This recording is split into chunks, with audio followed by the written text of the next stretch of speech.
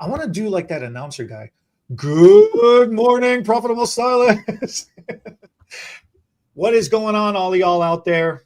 We are talking about, is online sales really better than retail sales for your beauty brand? So this is a heavily contested topic. It's not a topic that a lot of hairdressers like to talk about.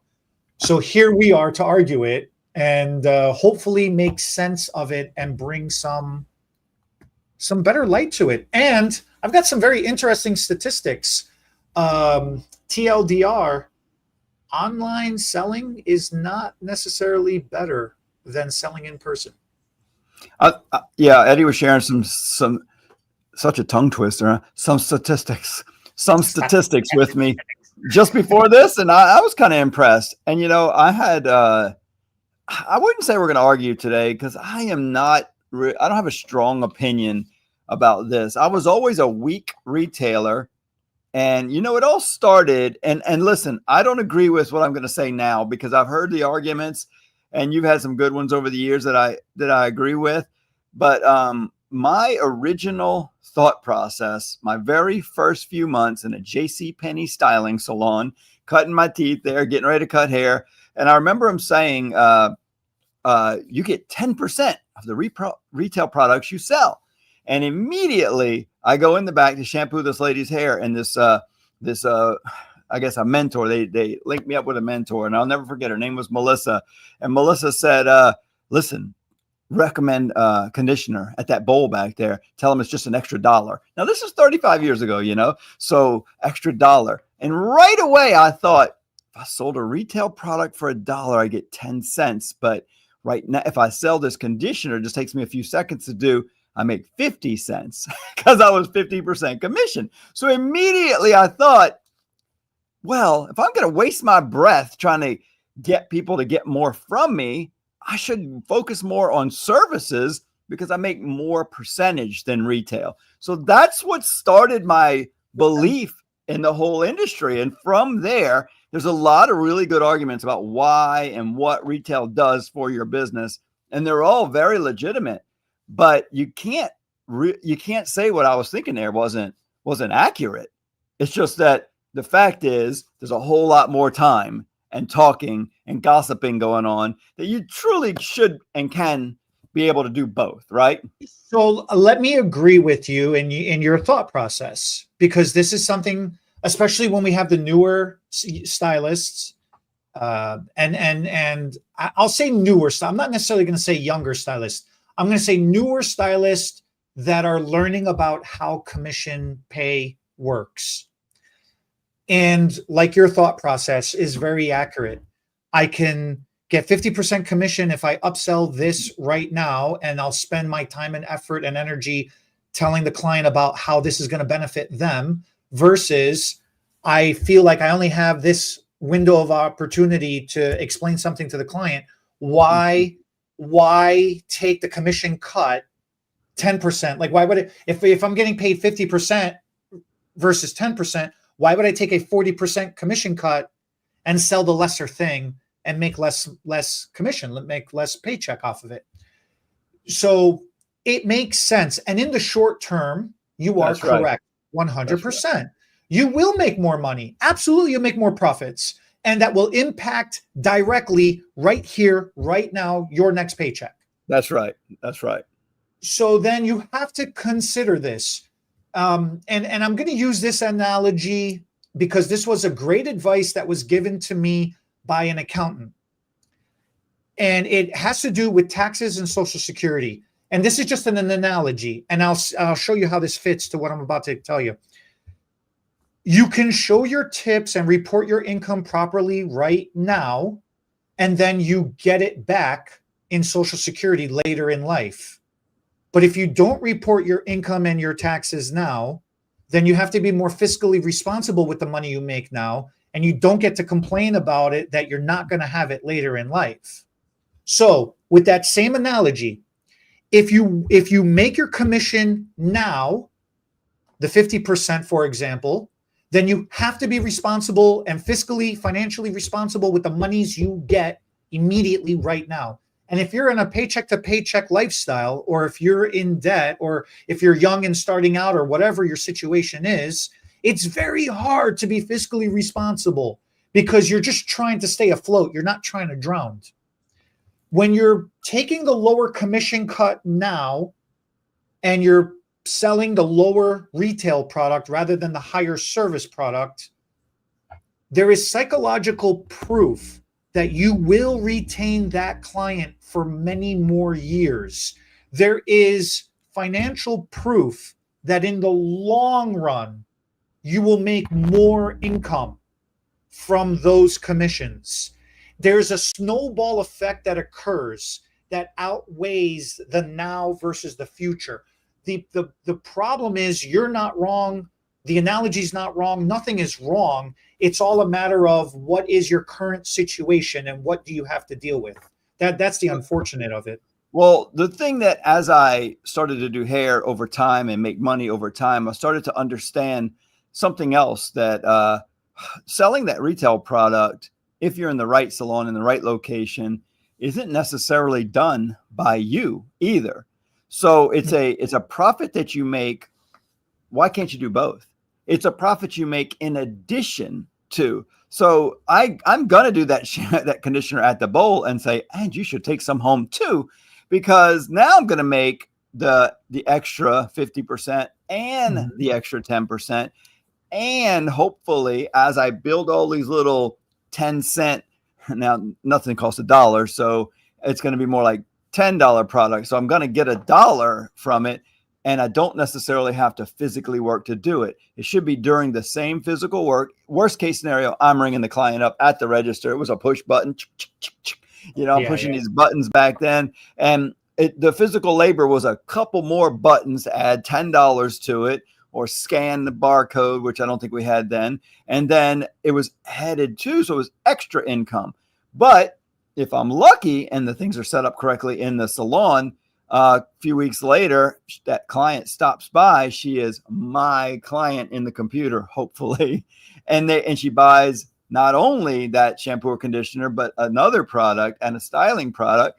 And so that income or those products and those sales hopefully become an added income continuously to my paycheck that I don't even have to necessarily think about, as long as I'm supporting that process of getting them, right? So now that we've kind of started, and we go a little deeper, but I just want to make sure people know that the thing we're really going to be talking about is how buying from you personally in a salon compared to buying online compares, right? That's where we're going to go with this in a minute. Yeah. What do you guys think is better? I'd love to see some comments. Why? I'd be highly interested in today's environment, what people are thinking, because in the beginning, it was all about, you got to buy from me, you got to buy from me. And then the mentality shifted to, oh man, I can't compete with online. Everything is online. That's the future. Well, before that, it was shifting to like Ulta or big beauty supplies or drug stores, the local stores and stuff like big that. box stores, right? We're selling it cheaper. And now the mentality is support local, support your local businesses. Yeah. So we're in such a great place right now because it's such a leveled playing field. I don't feel like one place outweighs the other. I think it's pretty much anything goes, which opens up an amazing opportunity to be able to sell to anybody and everybody, and especially your own clientele that you see behind the chair. And so the first topic that we'll hit is the retention. And you were kind of talking about that, right? You were saying that clients stay with you longer if you're also and I think you got to change the way you word it, not you specifically, but the mindset, because we're talking about, always reminds me of somebody that makes fun of us for using the word sell. But, if we're saying we sell the retail, they're going to be a better client. It's not because you sold it. It's because you cared enough to help them get the products that makes their hair look better more often. It makes it easier to clean, easier to condition, easier to style. Everything looks better because you put a little effort into getting the product and how to use the product. And then when they look better and feel better, it's a reflection on what you recommended. So they like you more, so they stay with you longer. All of that's tied together. And I think you and I just already know that. And I thought, we're not saying it. Maybe some newer stylists or people that don't support retail, like John, don't get that full picture. I'm helping you. And, even if you help them and they do buy online, it's still a step in the right direction. You're still helping them. You're helping them do something better. I'm not saying I support them buying online, but if you don't have everything set up correctly to discourage the online sales, well, then that's kind of on you, and you can change some things to go in that direction. We'll talk a little bit about that also. Agree. One of the things in particular that I do that you like a lot, I do color collections for each one of my clients. Mm-hmm. And what I mean by that is every season I force my clients to shift their color to whatever the current season is. And each one of them have their own little trends. It gives me an excuse to update their formula at a minimum 4 times a year, if not more often. And so I'm always ahead of the game of dealing with whatever their adjustments are to their hair. Texture, density, and porosity changes over the years. Unfortunately, we age. There's no cure to that yet. Okay. And as we age, our hair changes. So then your gray coverage becomes more resistant, or now you need gray coverage, whereas before you didn't. So changing the formula constantly is a great thing. Well, adjusting the retail to correspond with that falls right in line. And it becomes their regime, their beauty regime, or their beauty regiment. Changing the retail, adjusting and recommending proper retail as the season changes with their hair or with their hairstyle or with their hair color is the best way to stay ahead of the game, stay on top of it. And when you're making those recommendations, there's an insane retention, 92% retention rate over not recommending proper retail or proper regime or maintenance regimen to the client. And that's a huge, insane claim to make. But this is not my statistics. This is just this. I'm just going off the user data that's out there. A lot of these companies do these market research stuff, and that's what they find. Now, in comparison to online sales, it's only a few percentage points. It's not that high. It's in the single digits. And the reason is because I buy from this place online today. Well, 3 months from now, when I need that product again, am I going to remember that I bought it from them? Is it going to be on sale somewhere else? Is it just by the moment I'm just going to happen to be shopping on a different website? Is somebody else going to recommend me something else? There is no customer loyalty, satisfaction, or reward in any way, shape, or form to purchase online versus when I'm purchasing from my stylist, telling me, oh, look at how your hair is improving, the stylists keep reinforcing, how is that shampoo working out? How is that mousse working out? How is that spray working? Oh, look at how good you did with your style, blah, blah, blah, blah, blah. There's that constant positive reinforcement involved. It's like making adjustments to your diet or to your script or to your meds. You're finding that sweet spot of what works. So there's a huge conversion gap between physical recommendations versus trusting online recommendations. I'm going to talk about a real weird one that I didn't completely believe in, but my karate friend Jude, he's a lot more touchy-feely than I am, and with his feelings, and he's much more sensitive about everything. And some things that he does and says makes me think for just a minute. And I think that this one we all do, whether we like it, agree with it or not. But when he has like some new experience, we're going on a new vacation somewhere or whatever, he'll say something like, hey, a new song came out, or I have an old favorite song that we're going to listen to a few times along the way because it'll help me remember this vacation in the future. So he pairs a sound up, and we all are brought back to memories from songs, but he purposely makes this happen in situations where he wants to remember a future or a past vacation in the future, or some event that we're all doing together or whatever. He's like, let's pair this song with this. And I'm like, that's weird. How do you even think like that? And so then in the future, every time he hears this Jay-Z song, he's reminded of a particular Disney trip, different than every other Disney trip, because he's purposely. And so in this case, you recommend a product and they like it and it's got a particular smell and they stay with it. You have to think that there's similar things going on, right? They are thinking of this smell and experience as Eddie. This is the Eddie smell and experience. It makes them think of you more. And that's part of the retention that we don't really talk about psychologically, right? Wouldn't you think that's true? I love that. I love that analogy. So now you put that with the style. So then clients, I'll say 50-50. Half your clients change their styles regularly. Half your clients kind of get stuck with the one kind of style that they like the most. But even for the clients who get stuck with the style they like the most, that still adjusts and it tweaks itself over the years a little bit, meaning sometimes they like it a little flatter, sometimes they like it a little fuller. So then you can say, oh, remember when you were wearing it with more volume? This is the product that you were using and you used to like that a lot. And like, oh, yes, I did. You know, so that's how I would equate that. Versus I have a client in particular who changes her hair color constantly. When she's darker with her hair color, there's a particular shampoo and conditioner that she prefers. When she's lighter, out of necessity to maintain the condition of that blonder hair, when we go blonder on her, there is a particular shampoo, conditioner, leave-in, oil, you know, mask. There's so many more things that go along to maintain the lighter, more fragile hair color that she has. Yeah. But that's how you make those analogies. That's how you remember the pairings. Like I like that. That's a good analogy. So I wrote down another note from us talking a few minutes ago. And this one, I'm going to make fun of John again. This is so good with him not being here to defend himself, right? Can we just make this a whole John Hayton hour? And I'm on it. Then, I'm on it. And then maybe next week you could just be on with him and he could defend himself the whole time. I'm sure he's taking notes right now.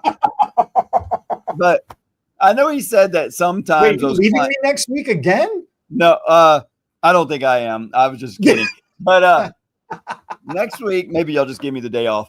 Next week, I mean, you were saying before the video, you said he said that the clients open their phone and order a product he recommended right there on Amazon or whatever. Sometimes, right? He'll be talking to a client. He'll complain. He'll say, I just spent 15 minutes recommending this product to the client, explaining to her how to use it, how it works, why it's good, why it's this, why it's that. And then she'll just grab her phone and just go, all right, thanks. I ordered it. Does he have the product in the shop when he's the product is sitting like right behind him? Or like he'll put the product right in front of them like you're supposed to, right? And then all of a sudden next Thursday is Thanksgiving. RJ just that's why I said I just got it. Maybe he'll give me next week off. I'm like, I just got it. Right. I didn't get it. You got it. Okay. Yeah. So they order it right in front of him. And then what does he do? Thank him. And then he's upset. He's like, well, then why am I selling retail for? It's so disrespectful. Why am I selling retail for? Get that phone right out of their hand. That's what you got to do. Delete and then delete the Amazon app right in front of them. No. Right? Snap your phone. Get out of here. You got to have an honest conversation. Like, whoa. Why are you buying it on there? Now, listen, I get bonus points for for the company. We order stuff and RJ will put on my desk every once in a while a $100 gift card from Amazon. So sometimes there are these gift cards and I've got credits with Amazon and I'm like, oh God, I don't want to spend money at Walmart because it's free from Amazon. Not free, but it's already money I have in this location. So I get things from there. So I get it sometimes. And people have such a strong relationship with Amazon. But I was thinking that, and this might not be John, I have no idea what he charges. Maybe he's not expensive enough. Because I don't think that if you're a high-end stylist doing high-end services, you value what you do and you're charging good money for it. I don't think those clients that come to me at this high-end service price really care about a couple of dollars cheaper or more for a retail product. They're doing it for the recommendation, the relationship. And if they're going to save $2 on a bottle of shampoo, I don't think that really matters. Because when somebody calls and asks, how much are your highlights? Do I answer? Because they're not really interested in my price. If they are, they don't come to me. Now, I haven't been behind the chair for a while, but when I was behind the chair and I answered, I never answered that question because the people calling my salon are not calling for price because we're positioned differently. They know I'm not going to be cheaper. They know they can find places cheap. They could just go to Supercuts, Mastercut. There was places that were obviously cheaper because of the name of the business. And that's who they would call. But I realized a long time ago, psychologically, people have a little difficulty in communication. And when they call, they don't really know what to ask.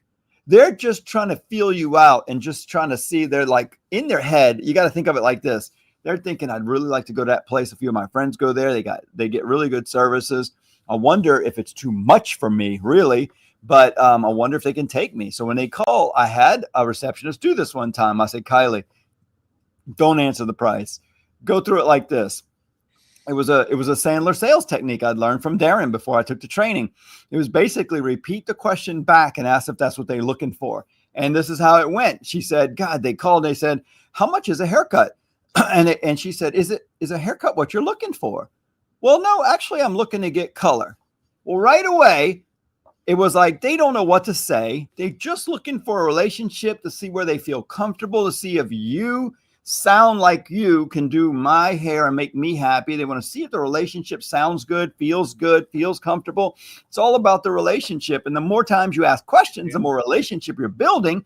And so I thought, okay, so I'm just going to guess some prices. A roughly $45 haircut went to about a $65 color service with the haircut, most likely. And then she said, oh, okay. So color, what color were you looking for? Well, I was actually looking for more something like highlights. Boom. The price just went up. It wasn't even color. Every time we asked the question of, is that question that you just asked really what you're looking for, but did it in a different, more polite way, it grew. And so this was during a time when more than just one color was popular. And so she said, oh, okay. Highlights. Yes.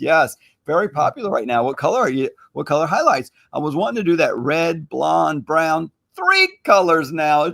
The price just went up again. Every time she asked a question just to have relationship and communication, the price was driven up. By this time, it was like more like, all right, she's thinking in her head what stylist would do this service the best. And so do you have a particular day or time works better for you, morning or evening? Are you off? And she's like, well, Thursday works good, mornings. Now she's looking on the book. The only one that's available happens to be Priscilla that day, So she says, well, I have the perfect stylist for you Thursday morning at 10 a.m. with Priscilla. Okay, thank you. Goodbye. I'm so excited. And the price was never told. And now we're well over $100, maybe closer to $200 or more. And the client feels completely comfortable coming in, so happy we can do it. They didn't ever care about the price. It was more about the feeling and will I feel comfortable there? And can they do what I want to do? By this time, she's thinking, I don't care what it costs. They know exactly what I'm talking about. I think I'm going to be happy. Happiness is worth much more than not knowing. And so I love this. Yeah. Go ahead. I know you want to add to it. No, I love this because I preach this in the salon and in classes all the time. What you're talking about is called perceived value. Mm-hmm. And from a service perspective, equivalent exchange.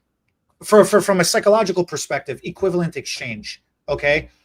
The perceived value has to be, well, what that means is, as the consumer, do I feel good about what I'm buying into right here, right now? And what I'm buying into can be anything that doesn't even have to have a monetary value assigned to it, like you just said. If I'm the consumer and I'm calling you, the salon, saying, how much is a haircut? And you're just saying, it's $45. You want to come in or not? And I'm going, well, I don't feel good about you too. You too, right? So like, no, thank you. I'll think about it. I'll call you back. I'll call you back. Right. Call and say, hey, how much is a haircut? And you go, well, is that really what you're looking for? Is a haircut? I'm gonna be like, well, yeah, but since you're asking, I really need a hair color. And it's like, oh, okay, what kind of color are you looking for? And now I'm thinking, well, this person's spending a minute to engage with me. You went from an answer to a relationship. And now the perceived value increases all of a sudden your currency with me is my time feels value. I feel heard. I feel welcomed, so all of a sudden I'm engaged. So now once the engagement begins, this is where the equivalent exchange begins. And this is where a lot of stylists drop the ball. Mm-hmm. We are trying to pull from them more than what we think they can give us, or what we want them to, or what they want to give us from our perception. Too many. Yeah.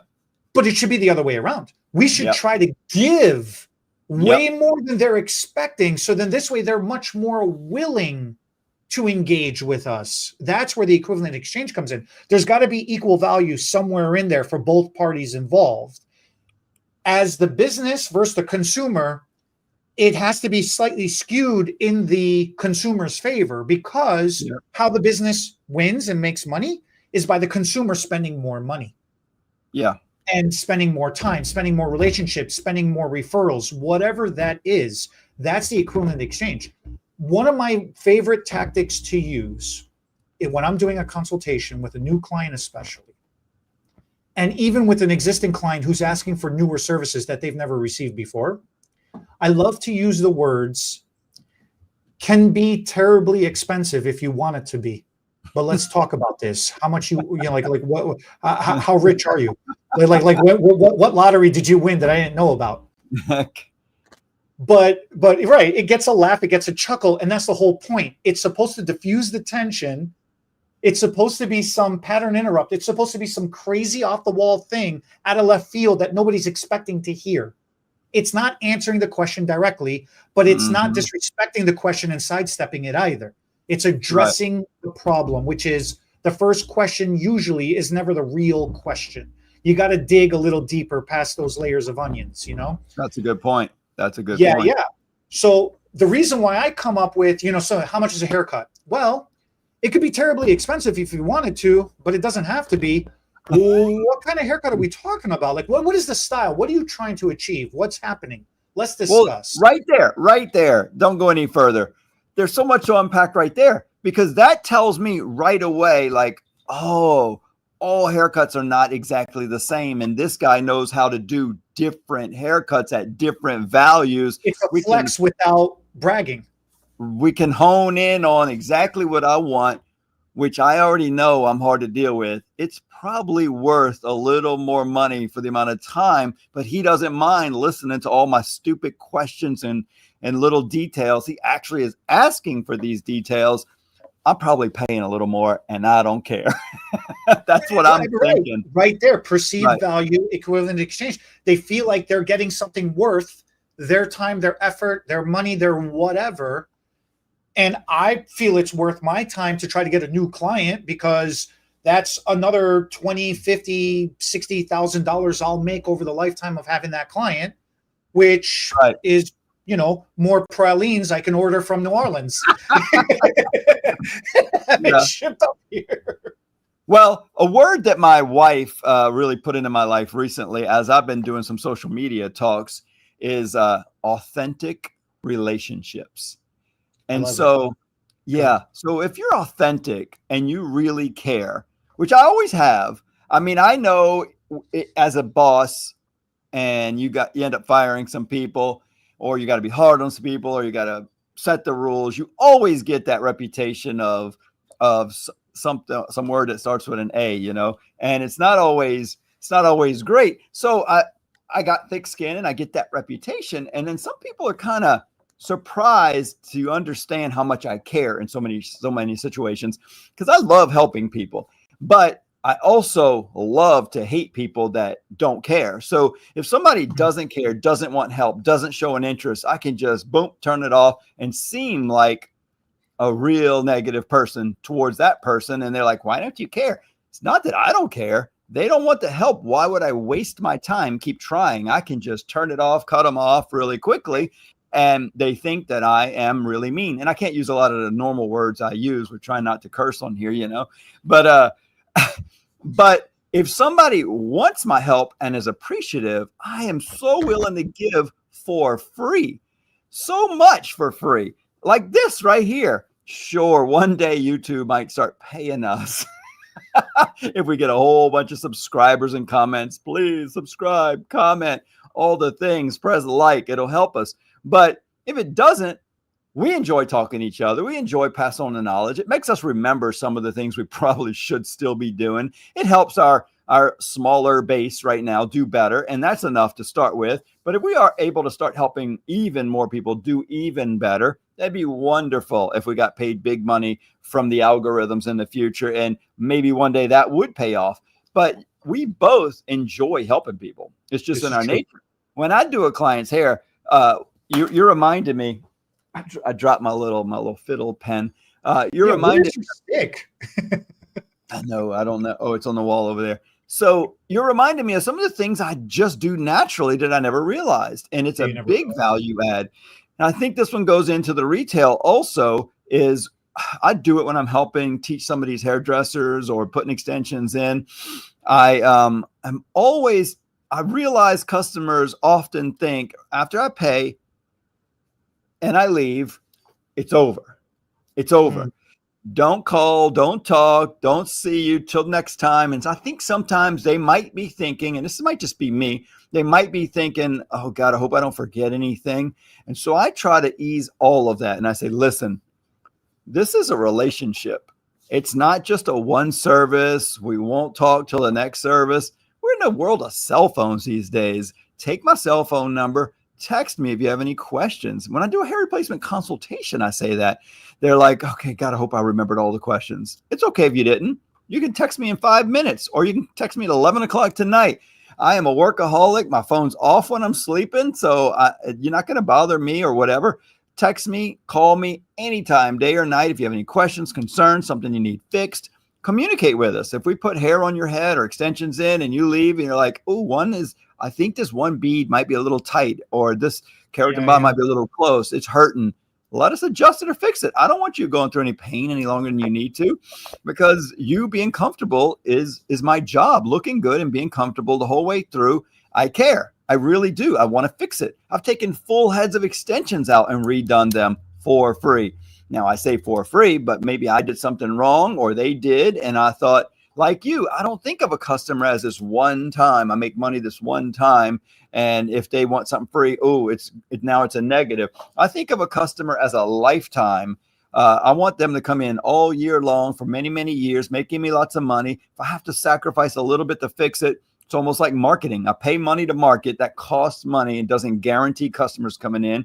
This is a client. If I make them happy, that's way more of a guarantee that they're coming back and giving me money in the future. I'd rather think of it as marketing, almost like fix marketing, fixing the relationship, one up and giving more value than they expected or they paid for. You just brought up a very great point. That's the difference between a customer and a client. A customer is transactional. A client is relationship. Relational. I know you get that. I know you get that from RJ, and every time he says that, I never really know what he means by customer client, because it's really just words, but you give it a different kind of definition. I get it. You described it perfectly. A customer is transactional. You come in, you service them, they're gone. Next, maybe you see them, maybe you don't. You hope you see them. You hope they come back. You appreciate when they do. A client is a relationship, a long-term relationship where you want to you want to give, you hope they're happy, you're doing things in their best interest. You're going out of your way above and beyond what you would normally do to try to do good by them, for them. That's the difference between a client, versus a customer.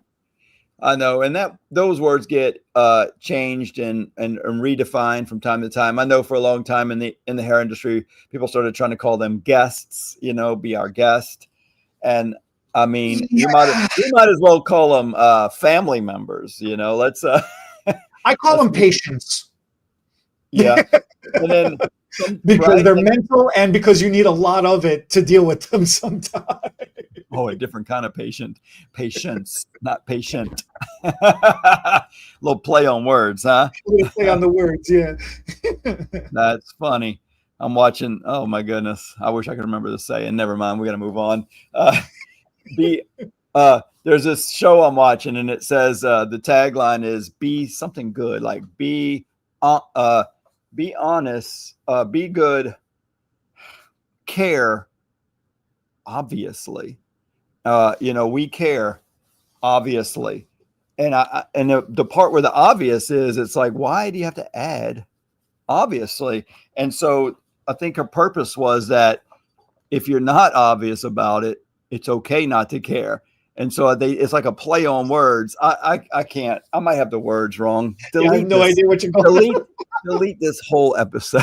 It's fun to see you stutter and try to find the words. See, it's not the right words. I know. I tried so hard, and it didn't come out right. It sounded right in my head, and the words didn't come out.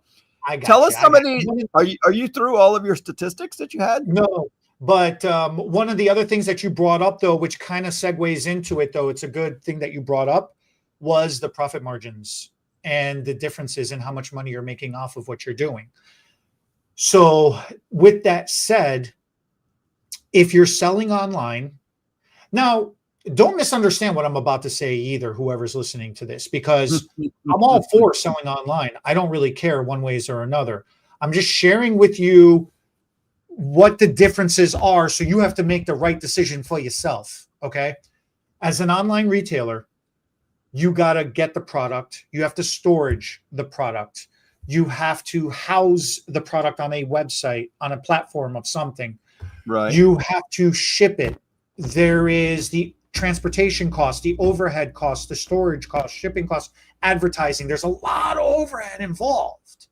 So if we use simple numbers so it doesn't get too far-fetched, if you're selling something for $10 and it costs you $5 to $7 to storage it, if your overhead cost is that high, then you're only making a $3 profit.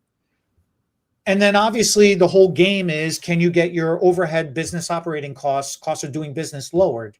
So then you want to be like in a $3 to $5 range. So you're making $5 to $7 profit, like that's the whole game. But when you're selling it directly at the salon, either you're out and about and you're doing chores and you just happen to stop by the warehouse and you pick up stuff directly yourself, or you have it shipped to you for a low fee, and then you just have it at the salon on your station or on your retail shelf, whatever it is, your overhead cost of doing business is so much lower. You're literally able to make 80, 90% profit margin versus a 30, 40% profit margin.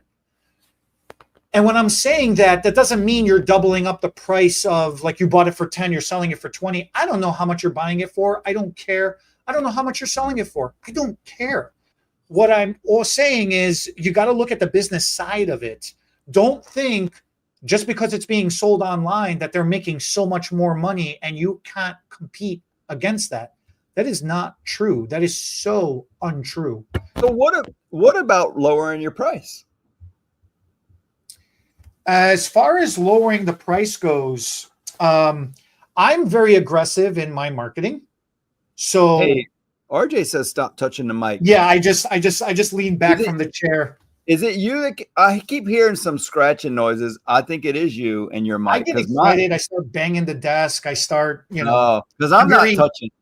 I haven't been touching my mic, so I hope it's not me and it's just you. How you get an Italian to shut up? You make them sit on the hands. I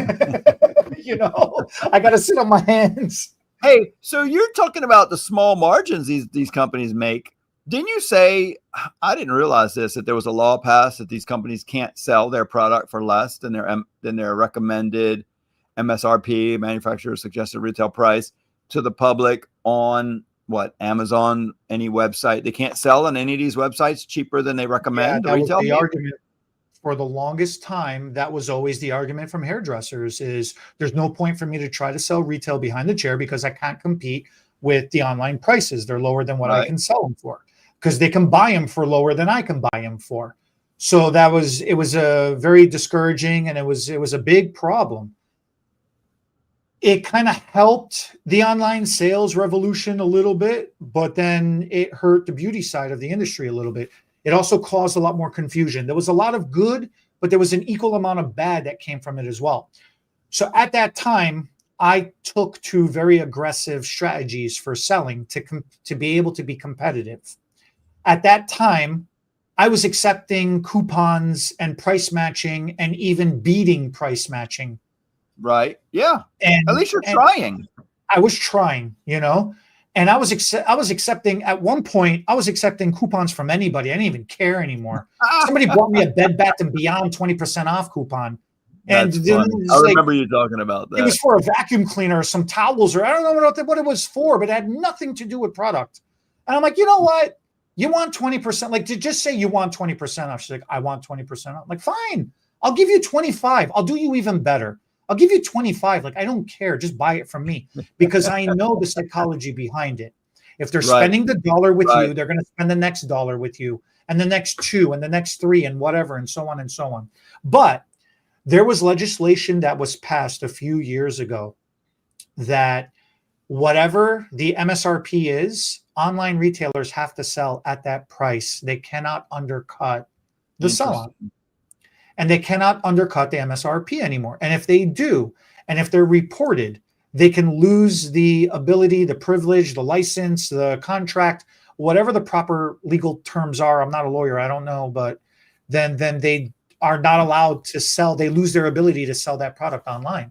So now there's no more excuses. If it's supposed to be sold for 15, 20, 30, 40, 50 bucks, whatever it is, the minimum advertised price, there is a minimum. It's not the Wild West anymore where everybody can do whatever they want.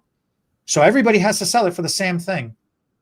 This gives the Salon an opportunity because we are not regulated by that. We should be selling it for a minimum price. So we can sell it for lower. We can undercut the online if we really wanted to and really stick it back to them. But then it really doesn't help anybody all the way around either. It devalues the product. But that's a whole nother opinion and an argument into itself. Right. Point is, there is no more argument to be had, whereas I can't compete with online retailers anymore because they're allowed to sell it less than I am. Mm-hmm. That doesn't exist anymore. Everybody's selling it for the same price. So now it just comes down to your relationship and your selling skills or your recommendation skills. Right. If you're a salesman like John, who only talks about features and benefits, then that's why they're going to buy it on their phone right in front of your face. And then you're going to walk around going, "That's disrespectful. I suck at life."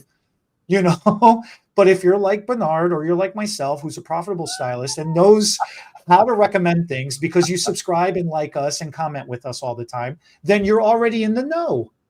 Then you know how to properly talk to somebody. And then they just naturally want to purchase from you. So that's my shot at John. Poor John. I mean, that's why we have him on. So stylists can see the other side sometimes. Of sucking. Don't go too hard. People will hate us for hating also, We like John. He just sucks. I'm just kidding. I think we probably should end this before we go downhill. Poor guy. I had one more. I had one more note that I wanted to kind of cover. And you may not love this because you sell products from a particular company. But if people really hate this, they can brand their own line. They can go to there's manufacturers that are like, name your product. And it might be the same line 3 or 4 other stylists are selling and the same smells, but it might have your name. It can be Eddie's amazing shampoo and Eddie's amazing conditioner. His line is called Eddie's Amazing, and then they're not going to find that anywhere else. So if you sell the product that you put your name on, well, then you have no excuse, John. I am a very strong advocate for being an entrepreneur. I'm a very strong advocate for it. And I am not above private labeling. Start off with private labeling. You should start off with private labeling because it's a lower overhead cost. It's a lower entry point from a business perspective. You don't need as much capital as you would to make a custom formula. Custom formulas are extremely expensive. Mm-hmm. So if you start off with selling anybody else's product and you're smart about balancing your profit margins and putting a certain amount of it aside to build up some working capital for yourself. The Right. next step would be private labeling. And then if you're smart about and responsible about those profit margins and putting some of that aside, and you build up some more capital, then you can go into creating your own custom formulation. And then if you're even further smart about that and you put those set amount of profit margins aside, you build up enough capital, you become your own distributor, you become your own store, you can sell your brand through a distribution channel. You go global, you know. All you need is 1% of the market share. There is way more consumers out there than there are sellers. We all don't have to fight over the same consumers. We all just need 1% of the market share, and we will have an exceptional life. In the state of Illinois, there's only approximately 22,000 registered cosmetologists. How many? Now, about 20 to 22,000 registered cosmetologists. Okay. Maybe 25. Maybe the numbers have grown since the last time I looked. Did you say in the country? Illinois, in the state of Illinois. Yeah, okay. I could speak for myself since I know. But the last time I checked, we were between 20 and 22. It may be up to 25 by now. The point is, if there's only 25, okay, let's just go high. Let's say there's 25,000 hairdressers. No, there's 25,000 cosmetologists in Illinois. That doesn't mean all of them are doing hair. But even if they were, what's the population of the state of Illinois? I mean, just Chicago and the Chicagoland area alone is like 20 million people. It's insane. Okay. So all you need is 1% of that. You'd have way more business than you can handle, guaranteed, because you only need 160 clients for a full book. Go check out one of our other videos that we've done in the past. How do you know that? And then you become a six-figure income stylist, right? How many zeros is million? Is that 8? Is that 7? No, 100. Okay, 100,000 is 6. I was going to ask somebody to do 20 million divided by 25,000 just to see how many clients are available. And you're talking about just in your city. Yeah. So a 7-figure income is $1 million. Yeah. Yeah. So not everybody can get in with it. There's not enough stylists, actually, if you do the math like that. Let's say each one needs 200 clients. I bet you that all the clients can't get their hair done by stylists. So some people are having to do their own hair. Now, you're talking about the stylists in the whole state can't do just the people in your city. In their own state. There's enough business just in your look. So now you as an individual, the town that you live in, do you happen to know the population of your own town? I don't. And I guarantee you, Bernard, unless your population is less than 100 people, you only need 1% of your town's population, of your little neighborhood, to keep yourself busy. That's what I'm saying. There's enough business out there for everybody. We don't have to try to be undercutting and competing. Just stand on your own accolades, for your own beliefs, for your own vision. Move forward with that. Be confident and push yourself forward. You'll make it. You'll make it just fine.